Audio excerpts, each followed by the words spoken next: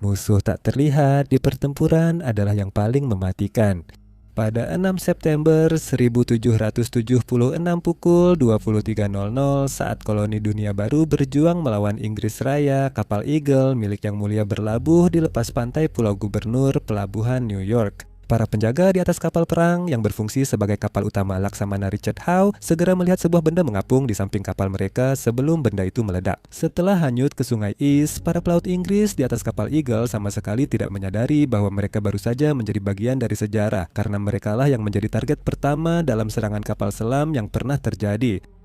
Bersembunyi di bawah air gelap pelabuhan malam itu adalah Ezra Lee yang mengendalikan kapal selam berbentuk tong bertenaga tangan bernama Turtle yang dibuat oleh penemu Amerika David Bushnell.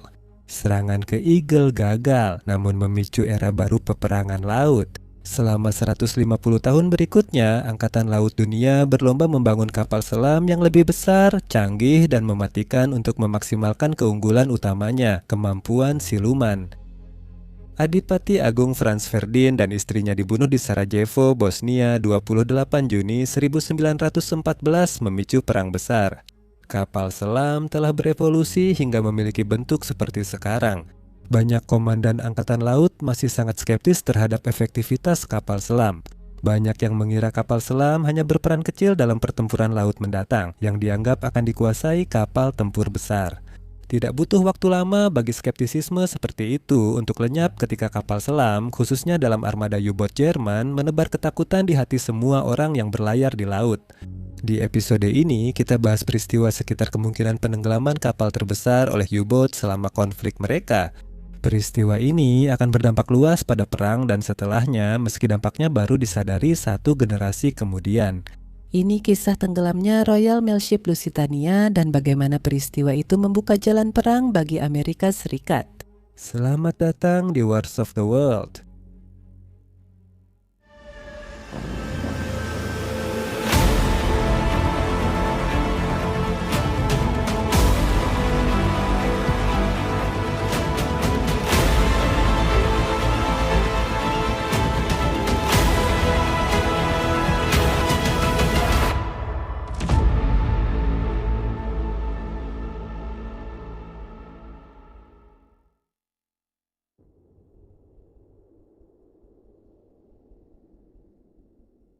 Pada 1904 Rusia di bawah Tsar Nikolai II berperang dengan Jepang yang sedang berkembang dan memulai program perlengkapan darurat untuk menghadapi kekuatan timur di Pasifik.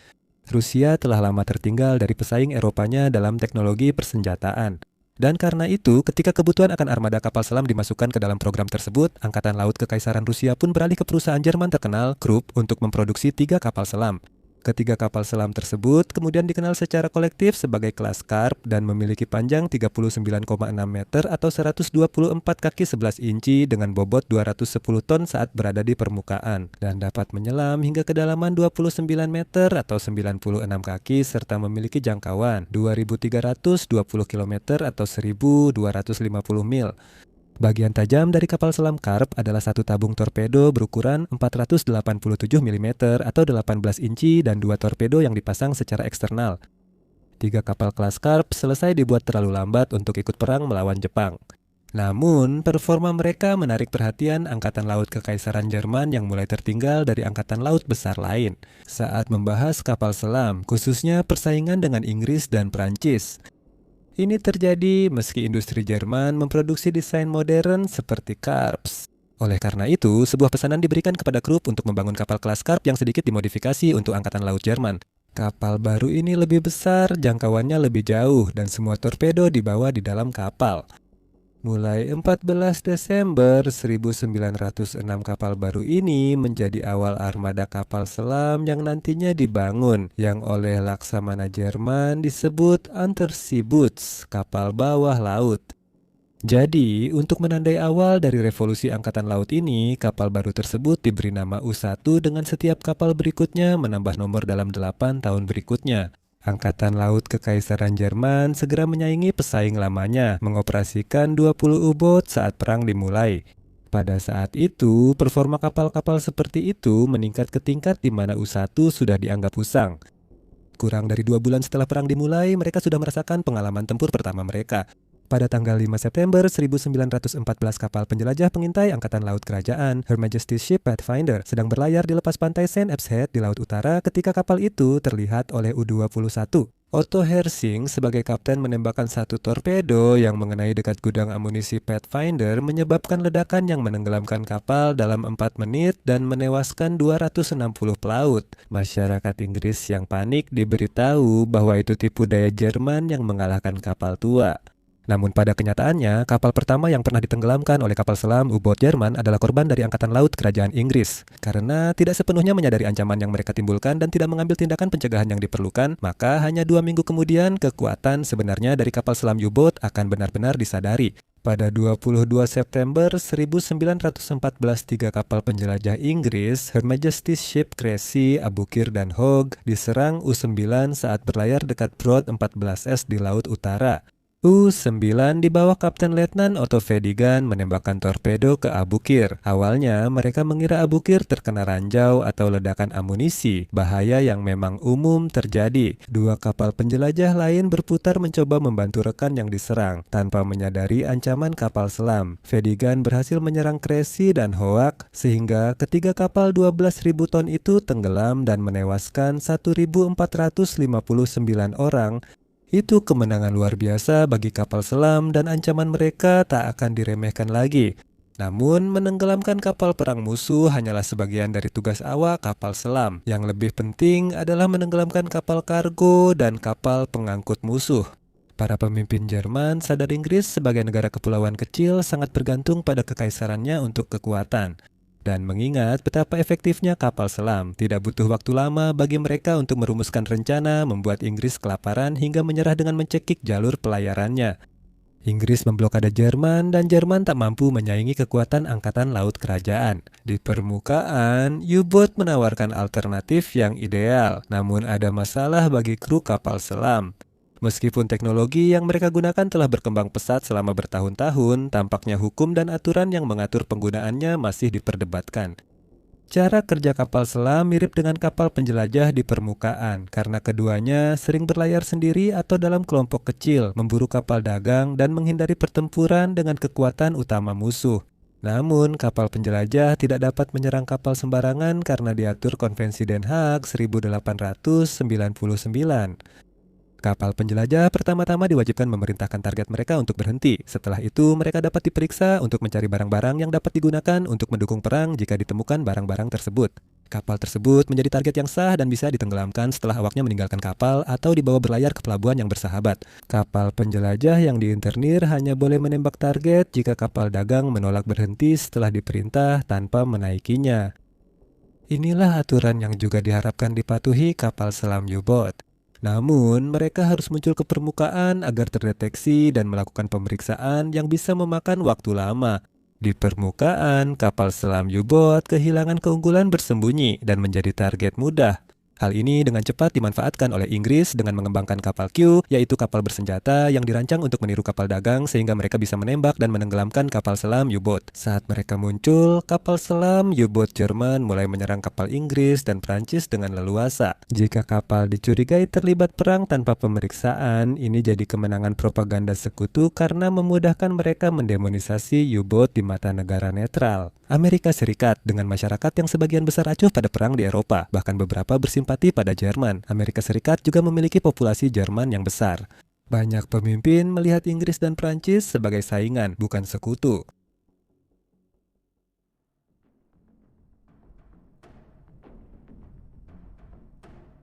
Menjelang akhir abad ke-19, perdamaian rapuh dipertahankan di antara kekaisaran Eropa. Namun, hal itu tak menghentikan mereka bersaing demi dominasi industri, ekonomi, dan prestis di panggung dunia. Salah satu arena di mana persaingan sangat sengit adalah di bidang kapal laut, khususnya di jalur Atlantik Utara yang sangat menguntungkan. Seiring dimulainya langkah-langkah awal menuju globalisasi ekonomi yang sesungguhnya, kemampuan untuk memindahkan orang dan barang antara dunia lama Eropa dan dunia baru Amerika Utara dengan cepat dan dalam jumlah besar menjadi semakin penting. Didukung oleh hadirnya kapal uap yang lebih cepat, kuat, dan tidak terlalu dipengaruhi angin dibanding kapal layar sebelumnya. Namun, membangun armada kapal penumpang yang mumpuni saja tidaklah cukup. Untuk itu, setiap perusahaan pelayaran besar Eropa dan Amerika harus membangun kapal terbesar, termewah, dan tercepat untuk menarik penumpang terkaya di kedua sisi Atlantik. Dukungan mereka meningkatkan reputasi perusahaan dan membuktikan keunggulan nasional mereka. White Star Line dan Cunard Line dari Inggris membangun beberapa kapal penumpang paling terkenal dalam sejarah. Meski kapal-kapal ini terkenal dengan kelas 1 mewah, keuntungan utamanya berasal dari mengangkut ribuan keluarga kelas pekerja. Setiap tahun mereka ke Amerika Serikat mencari hidup lebih baik. Saat itu, bankir Amerika John Pierpont Morgan mulai berambisi membangun monopoli di pasar pelayaran Atlantik Utara. Mulai mengumpulkan saham dan membuat kesepakatan investasi atau langsung membeli banyak perusahaan terkait usaha itu. Pada 1902, International Mercantile Marine Company milik John Pierpont Morgan mengakuisisi White Star Line dan kini mengincar Cunard. Sepertinya Cunard akan bernasib seperti White Star Line. Perusahaan merugi karena persaingan dari Morgan dan perusahaan Jerman baru yang memiliki kapal ultramodern. Namun, pemilik Cunard, Lord Inverclyde, melihat situasi ini sebagai peluang, bukan menyerah. Lord Inverclyde mendekati pemerintah Inggris untuk meminta pinjaman membangun 2 kapal modern, menjaga bendera Inggris di Atlantik Utara dan kebanggaan nasional. Ia menawarkan agar kapal subsidi pemerintah itu bisa dipakai angkatan laut sebagai pengangkut pasukan atau kapal penjelajah saat perang, seperti yang dilakukan Cunard di Perang Boer Kedua. Walau Morgan juga menjanjikan hal serupa saat ingin membeli Cunard, argumen Lord Inverclyde lebih kuat. Pinjaman sebesar 2,6 juta pound akhirnya diberikan pada Juni 1903, setara hampir 241 juta pound atau 297 juta dolar saat ini. Royal Mail memberi kontrak pada kapal-kapal untuk mengangkut paket dan surat demi mendanai operasional mereka. Laksamana juga terlibat dalam desain kapal agar Cunard memenuhi kesepakatan dengan angkatan laut kerajaan dan kebutuhan mereka jika terjadi perang lagi. Kedua kapal akan disebut Royal Mail Ship karena perannya dalam sistem pos Inggris dan dinamai Lusitania serta Mauritania.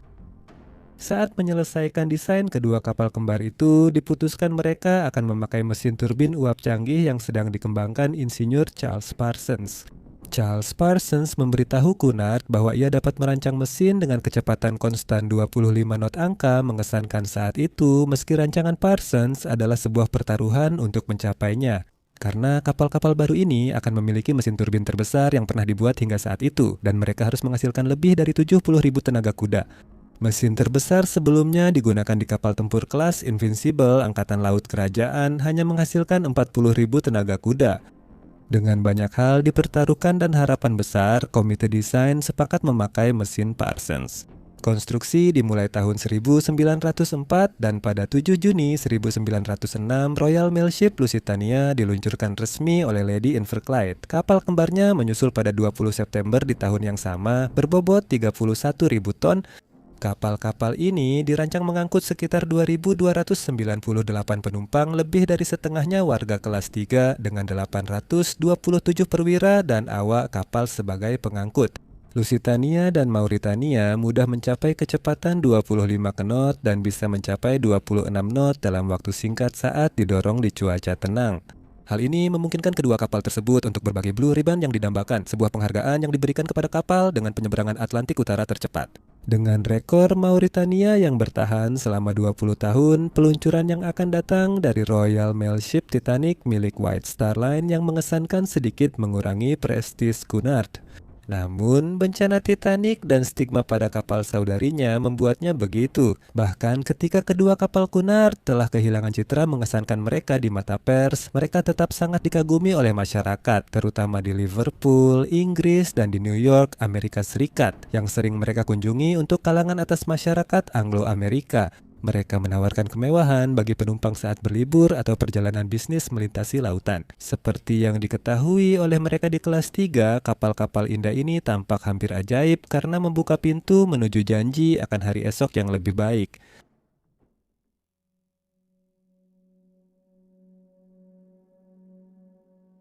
Ketika perang melanda Eropa musim panas 1914, Cunard tetap harus memenuhi perjanjian dengan pemerintah Inggris. Dengan kedua kapal pesiar diambil alih oleh Angkatan Laut karena kecepatan luar biasa mereka sangat dihargai. Namun hal ini ternyata tidak terjadi. Kecepatan tinggi kapal-kapal ini memerlukan konsumsi batu bara besar sekitar 37,6 ton per jam untuk mesin uapnya. Masih dapat diterima saat damai karena industri batu bara Inggris besar, tetapi saat perang seluruh batu bara sangat dibutuhkan. Di tempat lain, batu bara diperlukan untuk mendukung angkatan laut kerajaan dan industri Inggris yang memproduksi serta mendistribusikan senjata. Angkatan Laut menunda pengambilalihan kapal penumpang dan membiarkan mereka tetap bertugas. Namun, muncul pertanyaan tentang keselamatan kapal-kapal tersebut. Pada awalnya dan sangat bisa dimengerti, Cunard mengalami sejumlah pembatalan untuk perjalanan yang telah direncanakan pada kuartal terakhir tahun 1914. Namun, saat Angkatan Laut Kerajaan Inggris berhasil menahan kapal perang dan penjelajah Jerman tetap di pelabuhan atau dekat pantai Jerman, diputuskan bahwa kapal-kapal tersebut aman untuk terus berlayar. Namun, bukan berarti kapal-kapal itu tidak terpengaruh oleh perang. Penjualan tiket masih rendah, hanya cukup menutupi biaya pelayaran. Cunard memerintahkan kapal-kapalnya membatasi kecepatan hingga 21 knot untuk mengurangi konsumsi batu bara demi mendukung upaya perang. Meski kecepatannya demikian, mereka tetap salah satu cara tercepat menyeberangi Atlantik Utara yang justru menguntungkan Cunard. Karena hal ini berarti ruang ketel nomor 4 bisa dimatikan, sehingga mereka bisa mendistribusikan para kru yang bertugas di sana ke ruang ketel lain yang masih beroperasi, atau bahkan ke kapal lain.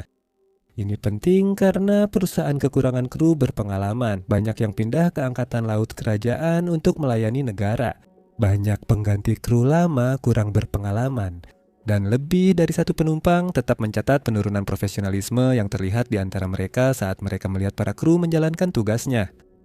Kapten Daniel Daw memimpin Lusitania setelah sebelumnya memimpin Mauritania yang memenangkan pita biru saat penyeberangan. Dari Castle, Bellingham, County Louth, Irlandia, dia perwira berpengalaman yang telah 26 tahun berlayar bersama Cunard. Setelah Jerman menetapkan wilayah kepulauan Inggris sebagai zona perang pada 4 Februari 1915, dia sadar kapalnya jadi target potensial. Tekanan ini mulai memberikan dampak berat pada pikiran dan tubuhnya selama penyeberangan, dan dia selalu merasa takut akan serangan dari kapal selam U-boat, mengetahui bahwa serangan itu bisa datang tanpa peringatan. Ini mungkin memicu salah satu insiden paling kontroversial kapal penumpang itu pada masa ini. Di bawah Kapten Daw, Lusitania berangkat dari New York ke Liverpool pada 30 Januari 1915. Kapal tersebut membawa seorang penumpang yang sangat penting, yaitu Kolonel Edward Mandelhouse, salah satu penasihat Presiden Amerika Serikat Woodrow Wilson yang sedang melakukan perjalanan ke Eropa yang dilanda perang sebagai bagian dari upaya perdamaian yang dimediasi oleh Amerika. Lusitania pun sedang berada di laut ketika Jerman membuat pernyataan mereka. Dan saat kapal penumpang itu mendekati Irlandia, Daw memerintahkan untuk menurunkan bendera Inggris dan menggantinya dengan bendera Amerika Serikat, Stars and Stripes. Dengan harapan bisa mengecoh kapten U-boat yang mungkin melihat kapal itu melalui periskop mereka, seberapa efektif tipuan itu jika Lusitania benar-benar terlihat masih menjadi bahan perdebatan. Ketenaran kapal dan warna khas Cunard membuatnya dikenal jutaan orang di dunia. Ketenaran yang sama ditambah dengan kehadiran House di atas kapal membuat insiden tersebut dilaporkan secara luas di setiap surat kabar besar di kedua sisi Atlantik Utara. Hal itu memicu protes resmi dari Amerika Serikat yang menilai Daw membahayakan pelayaran dan merusak upaya perdamaian dengan bisa menyeret Amerika Serikat ke perang. Namun, pemerintah Inggris menolak klaim-klaim tersebut dan mengeluarkan pernyataan bahwa Daw telah mengambil keputusan untuk menunjukkan bahwa ada penumpang Amerika yang netral di atas kapal, bahkan menyatakan bahwa beberapa penumpang Amerika bahkan menuntut dia melakukan hal itu, konon setelah mendengar bahwa Inggris telah dinyatakan sebagai zona perang oleh Jerman. Seorang penumpang kaya asal Amerika Serikat menawarkan membeli kapal itu agar secara hukum jadi milik Amerika dan terlindung dari serangan. Terlepas dari kebenarannya, insiden ini memperburuk hubungan Anglo-Amerika saat Amerika masih berkomitmen menjaga netralitas. Ketika laporan kapal Inggris lain melakukan hal serupa muncul, seorang jurnalis Amerika terkenal berkata bahwa Britania memang menguasai lautan tapi mengabaikan aturan. Apakah ini hanya kapten kapal yang ketakutan, berusaha melindungi kapal mereka yang tak berdaya dari ancaman bawah laut U-boat? Atau apakah ada sesuatu yang lebih licik sedang terjadi? Sekarang tampaknya kemungkinan kedua, Tuan Angkatan Laut Inggris adalah politisi ambisius, berisik, penuh perhitungan, dan dianggap sebagian orang tidak berperasaan. Winston Spencer Churchill yang kelak memimpin Inggris meraih kemenangan di masa tergelap tahun 1940. Churchill bersikeras segala cara harus dilakukan untuk melibatkan Amerika Serikat dalam perang, karena ia yakin ini akan mempercepat kekalahan Jerman dan kekuatan sentral. Jika Amerika Serikat tak bisa dibujuk ikut perang melawan Berlin, mungkin mereka bisa dipancing atau diseret masuk, meski London dan Washington masih berdebat soal akibat tindakan Doe. Pada 12 Februari 1914, Churchill mengirim memo kepada Walter Runciman, Presiden Dewan Perdagangan Inggris, berisi kutipan berikut. Sangat penting untuk menarik kapal-kapal netral ke pantai kita, dengan harapan terutama untuk melibatkan Amerika Serikat dengan Jerman. Semakin banyak lalu lintas masuk, semakin baik, bahkan jika ada yang bermasalah, itu justru lebih baik.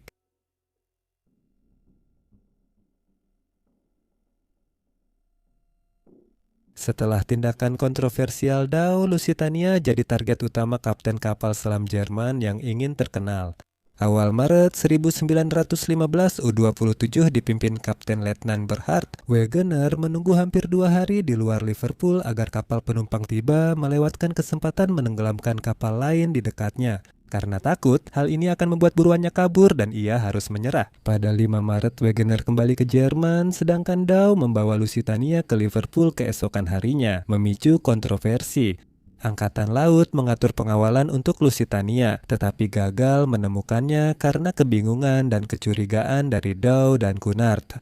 Komunikasi yang dilakukan baik kepada perusahaan melalui telepon maupun kepada kapal pesiar itu sendiri melalui radio diabaikan dan tidak ditanggapi. Seolah-olah mata-mata Jerman sedang berusaha mencari tahu keberadaan kapal tersebut, sehingga Lusitania harus menyelesaikan perjalanan melalui zona perang tanpa pengawalan.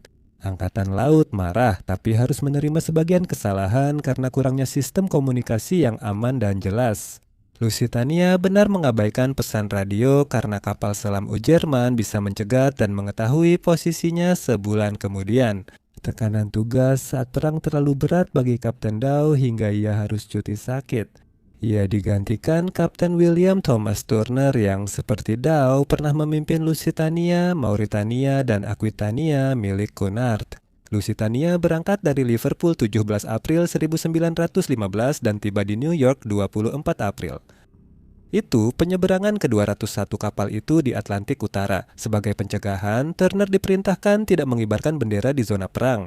Cerobong asap dan bangunan atas kapal dicat abu-abu, bukan warna merah, oranye, dan hitam khas Cunard, agar kapal kurang terlihat saat bersiap pulang. Kedutaan Besar Jerman di Amerika Serikat menerima banyak pertanyaan dari warga Amerika yang ingin ke Inggris dengan Lusitania. Mereka mencari jaminan bahwa Jerman tidak akan menargetkan Lusitania. Kedutaan justru memperingatkan di lebih dari 50 surat kabar Amerika bahwa warga Amerika yang naik kapal Inggris bertanggung jawab atas risiko sendiri. Untuk semakin menegaskan hal ini, peringatan tersebut sering dicetak di samping iklan penjualan tiket untuk Lusitania. Namun peringatan itu dikecam oleh banyak orang, termasuk Kapten Turner sendiri. Selain itu, banyak warga Amerika yang marah dengan ancaman tersebut menganggapnya sebagai penghinaan terhadap diri mereka sendiri, netralitas mereka, dan kesopanan umum. Ini adalah pendapat Alfred Vanderbilt, penumpang terkenal berusia 37 tahun asal New York, pengusaha dan olahragawan kaya yang naik Lusitania untuk hadiri pertemuan Asosiasi Peternak Kuda Internasional. Sebelum berangkat dengan pelayannya, Ronald Denier Vanderbilt yang tak bisa berenang menerima telegram misterius agar tidak naik Lusitania, namun dia mengabaikannya. Banyak orang mungkin mengabaikan peringatan tersebut karena alasan lain. Juga ikut bepergian adalah penulis Albert Green Hubbard yang sedang melakukan perjalanan ke Eropa untuk mewawancarai seseorang yang sangat penting terkait perang. Kaisar Jerman Wilhelm II dijadwalkan berangkat pukul 10.00 pagi, 1 Mei 1915. Lusitania tertunda selama 2 jam untuk menunggu 41 penumpang tambahan yang kehilangan tempat di kapal pesiar tersebut, Cameronia, yang dikerahkan oleh Angkatan Laut. Tambahan 173 ton senapan Amerika, amunisi, dan peluru pada manifest kapal membuat banyak orang khawatir Lusitania jadi target sah. Jumlah ini sangat kecil dibanding muatan senjata kapal barang sungguhan yang dipakai pemerintah Inggris. Sedikit lebih lambat dari yang direncanakan semula, Lusitania meninggalkan New York seperti yang telah dilakukan lebih dari 100 kali sebelumnya dan berlayar ke Atlantik Utara menuju ke timur menuju Eropa yang dilanda perang. Beberapa jam setelah pelayaran dimulai, Turner diberitahu ada 3 penumpang gelap asal Jerman ditemukan di dapur pramugara. Ketiga pria itu menolak memberi detail soal aktivitas mereka di kapal, sehingga dikurung di kabin kosong selama sisa perjalanan. Setelah kapal tenggelam, beberapa sejarawan menduga 3 penumpang gelap mungkin terkait dengan pramugara. Johnny Leach, meski warga negara Inggris, diketahui bergaul dengan simpatisan dan mata-mata Jerman di New York. Karena peristiwa terkait kapal dan ancaman Jerman, beberapa penumpang meminta Turner dan kru mengadakan latihan sekoci. Hal ini semakin diperkuat oleh beberapa penumpang yang lebih berpengalaman yang mencatat bahwa kualitas kru saat ini selama latihan yang mereka lakukan tidak sebaik seperti di masa lalu. Turner menolak, meyakinkan para penumpang bahwa bahkan dengan kecepatan Lusitania yang berkurang menjadi 21 knot, kapal penumpang itu masih lebih cepat daripada kapal selam U-boat manapun yang hanya bisa melaju sekitar 15 knot. Kepercayaan diri sang kapten memberikan ketenangan bagi sebagian besar orang di kapal, namun tetap saja saat kapal mendekati kepulauan Inggris, banyak penumpang tidur di dek, kursi, atau tempat seadanya sebagai tindakan pencegahan agar tidak terjebak di bawah. Jika mereka terkena torpedo atau menabrak ranjau, kekhawatiran di Admiralitas Inggris terhadap Lusitania pun meningkat. Intelijen Inggris memecahkan kode Jerman dan memantau kapal selam U-boat yang mengelilingi negara itu seperti hiu mencium darah. U-20 adalah salah satu U-boat paling sukses, meski patroli awal di lepas pantai Irlandia Selatan berjalan lambat. Di bawah komando Kapten Letnan Walter Schwager, kapal selam menenggelamkan schooner Earl of Lotham pada 5 Mei, lalu SS Candidate dan SS Centurion keesokan harinya, total lebih dari 11.000 ton kapal Inggris. Saat memantau U-20, muncul usulan agar Lusitania diperingatkan atau dialihkan dari jalur patroli U-20, namun ada keraguan untuk melakukannya. Informasi yang didapat Inggris dari kode Jerman yang berhasil dipecahkan harus digunakan dengan hati-hati. Mereka khawatir Jerman tahu kodenya dibobol dan segera menggantinya.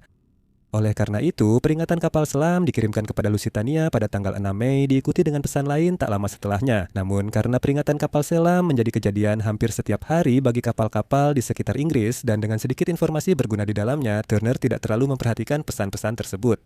Pesan-pesan itu hanya mengingatkannya bahwa ia berlayar ke zona perang.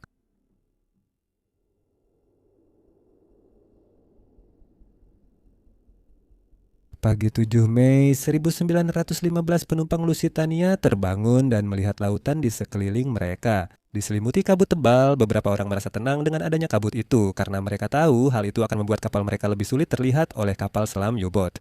Kapten Turner memerintahkan kapal melambat hingga 15 knot. Kini mereka berada di selatan Irlandia dalam zona perang yang diumumkan Jerman. Oleh karena itu, banyak orang yang merasa bingung ketika mereka mendengar suara klakson kabut kapal yang meraung-raung mengumumkan kedatangan kapal saat kabut mulai menghilang. Angkatan Laut mengirim peringatan kapal selam lagi ke Lusitania pukul 11.00 membuat Kapten Turner mengira kapal selam Jerman beroperasi lebih ke selatan dari biasanya. Dan karena itu, sebagai tindakan pencegahan, dia mengubah haluan ke arah utara untuk membawa Lusitania lebih dekat ke pantai Irlandia. Peringatan kedua pukul 13.00 membuat Turner mengira Lusitania telah melewati area patroli kapal selam sehingga mereka merasa aman. Namun, kenyataannya sangat berbeda karena bersembunyi di bawah ombak dekat posisi mereka adalah Kapten U-20 Letnan Walter. Schwager pertama kali melihat Lusitania pada pukul 13.20 saat kapal selamnya sedang berlayar di permukaan dan ia segera memerintahkan kapal selam untuk menyelam mengamati kapal penumpang itu melalui periskopnya. Kegembiraannya berubah kecewa saat perhitungan mentalnya menunjukkan ia takkan sempat menembak sebelum kapal penumpang itu menjauh. Schwager hanya bisa mengamati selama 15 menit, sementara salah satu hadiah paling diincar pelaut kapal selam Jerman hampir lepas dari genggamannya. Pukul 13.40 Lusitania mendekati Old Head of Kinsale di County Cork saat Turner menerima perintah Angkatan Laut untuk melintasi pelabuhan terdekat dengan kecepatan penuh demi keamanan dan menghindari U-boat yang mengintai kapal keluar masuk pelabuhan. Turner tahu jika mengikuti perintah ini, ia akan tiba di Liverpool sebelum air pasang sehingga harus menunggu berjam-jam hingga air tepat untuk masuk. Selama periode itu, Lusitania rentan diserang. Kerentanan itu sudah ada di benak Kapten Turner. Para perwira yang berjaga sebenarnya mengharapkan pengawalan dari Angkatan Laut Kerajaan muncul pagi itu, tetapi tidak ada kapal perang sahabat yang terlihat di sekitar mereka untuk mengawal pulang. Sebelum melanjutkan, Turner memutuskan menentukan posisi kapal dengan tepat. 13.45, ia mengubah haluan ke 87 derajat timur untuk menentukan posisi keputusan yang akan menentukan nasib kapalnya. Melalui periskop, Schwager tak percaya keberuntungannya saat kapal penumpang itu berbelok ke timur sejajar untuk ditembak torpedo. Schwager memerintahkan satu torpedo giroskopik untuk disiapkan siap ditembakkan oleh para penembak torpedo, mengaturnya agar berjalan pada kedalaman 3 meter. Saat jarak mendekat menjadi 700 meter, Schwager memberikan perintah yang akan mengubah jalannya perang, tembak.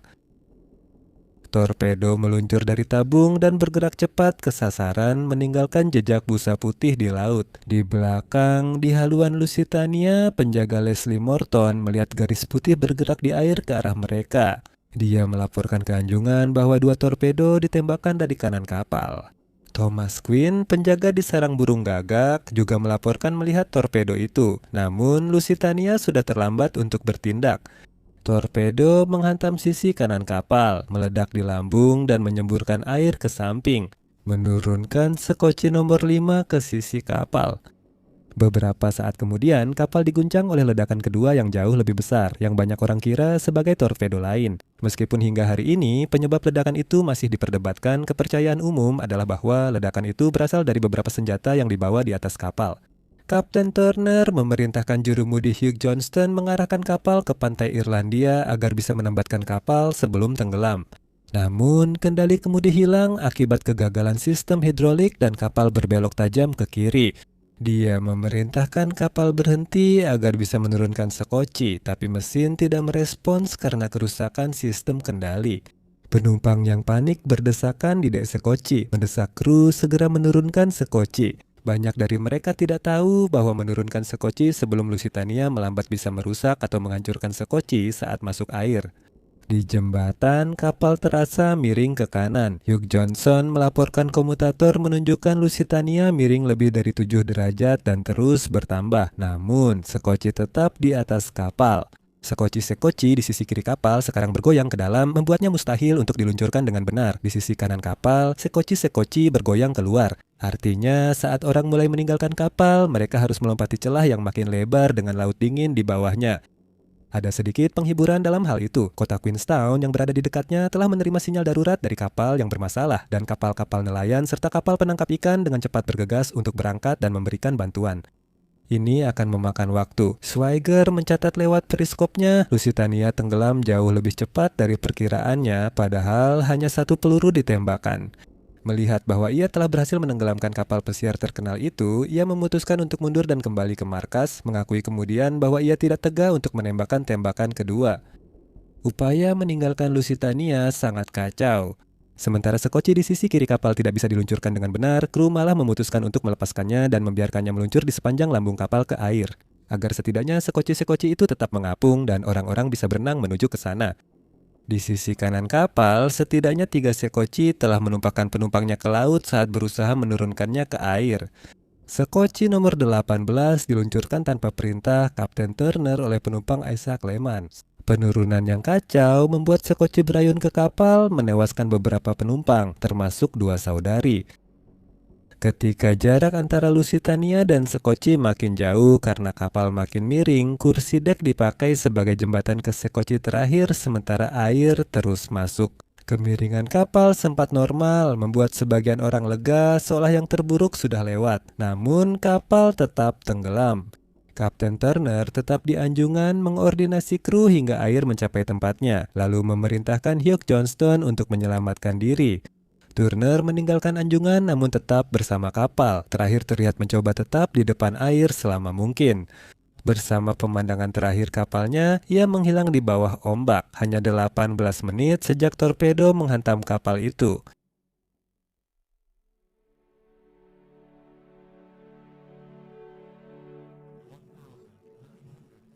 Kapal Lusitania membawa 1.960 penumpang dan awak saat dihantam torpedo Schwager.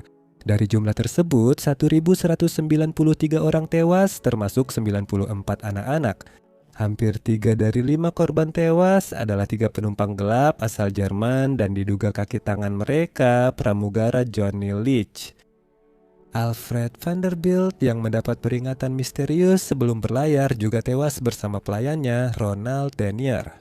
Albert Green Hubbard yang ingin mewawancarai kaisar juga menjadi korban kapal tenggelam itu. Jenazah mereka tidak pernah ditemukan, termasuk di antara 120 warga Amerika Serikat yang tewas. Hampir seketika terjadi kemarahan internasional atas tenggelamnya kapal tersebut, terutama di Amerika Serikat. Presiden Woodrow Wilson berupaya meredam sentimen anti-Jerman usai tragedi itu. Namun mantan Presiden Theodore Roosevelt memimpin kelompok yang menuntut pembalasan cepat. Jerman mencoba membenarkan tindakannya dengan mengklaim yang sebenarnya benar bahwa senjata dibawa secara ilegal di dalam kapal. Penumpang Amerika sebelumnya juga telah diperingatkan untuk tidak naik kapal berbendera Inggris. Namun, emosi akibat tragedi itu memicu sentimen anti-Jerman berkembang. Situasi memburuk pada Agustus ketika kapal selam Jerman menenggelamkan kapal Inggris SS Arabic. Wilson pun mengancam memutus hubungan diplomatik dengan Berlin yang dapat membuat Washington menyatakan perang. Setelah kapal Arabic ditenggelamkan, Jerman menghentikan perang kapal selam tanpa batas, meredakan sikap Wilson. Namun, Kaisar segera melanjutkan kebijakan itu pada awal 1917 karena tekanan jenderalnya. Karena tahu hal ini akan membuat Amerika marah lagi, ia juga mengusulkan aliansi dengan Meksiko. Dengan ancaman perang meningkat, Kongres Amerika Serikat menyatakan perang terhadap Jerman dan kekuatan sentral pada 2 April 1917. Insiden Lusitania sering dianggap alasan Amerika Serikat terlibat dalam perang besar dan kerap disandingkan dengan Pearl Harbor, meski sebenarnya tidak sepenuhnya benar. Tenggelamnya Lusitania tidak langsung membuat Amerika bertindak, tetapi menjadi salah satu peristiwa yang membuka jalan bagi keterlibatan Amerika dalam perang besar.